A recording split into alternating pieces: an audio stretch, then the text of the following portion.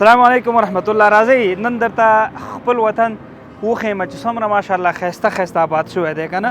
د نظره کوئ به نه، اول خو تاسو دې لغمان ټاور وګورئ.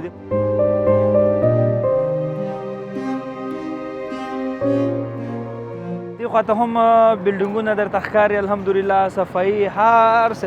اوس خو لله الحمد څه ناسه جوړ یو، خو زما هدف دا نه دی چې یوازې تاسو دا بلډینګونه زه وښیم، تاسو ته د خپل د وطن آبادي در وښیم. پوهېږې دلته به داسې خلک هم په دې وطن کې چې کله دې ځای کې تېرېږي د بلډینګو ته ګوري که نه، زړه کې به یې دا ارمان وي چې کله زه ور وښیږم داخل کې وګورم چې دا څنګه دي.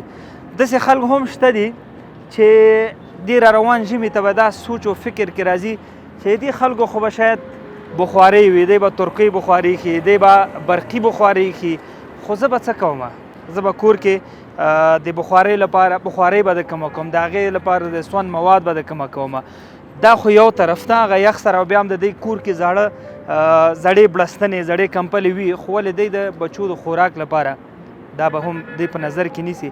دې لپاره به هم سرګردانه ګرځي چې راتلونکی ژمی بیا په موږ څنګه تېرېږي.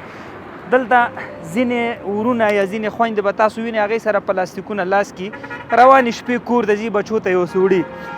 په دغه چوک کې ځینې داسې خلکو ورونه هم ولاړ وي چې سهار راشي دې په خاطر چې یو څوک ورته وي چې وروره راشه زما سره کار دی، زه به د سهار نه تر مازدیګره ما سره کار وکړه، زه به د هغې په مقابل کې تا ته زه 300 افغانۍ درکړم. دا د ده لپاره چې کومه ورځ دی داسې کار ته لاړ شي، د ده لپاره تر ټولو خوشحاله ورځ دا وي. راځه ما ته فکر وکړو چې فرض که زه د کور نه راووتم، چوک ته لاړم، ودرېدم چې څوک مې کار ته بوځي، ولې تر مازدیګره زه ناست ما څوک کار ته به ونه ځي.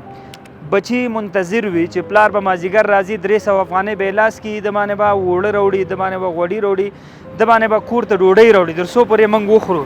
ولې پلار چې کله کور ته لاړ شي ناهیلی لاړ شي، هېڅ هم نه وي. دغه خبرې یا دغسې واقعې را روان ژمي کې کېږي. زه خو دا دعا کوم چې الله دې وطن څخه دا غربت، وطن څخه دا بیکاري، فقر ختم کړي. ولې افغانستان په اکثره ولایتو کې ژمی وي، واورې وي، تاسو شهیدان یاستئ، هغلته څوک کار نه کوي، ځکه که یو سړی آبادي کوي ژمي یا په واوره کې آبادي نه ټینګېږي، نو مجبور دی پسرلي ته یا ګرمې هوا ته یې پرېږدي یا حمل ته.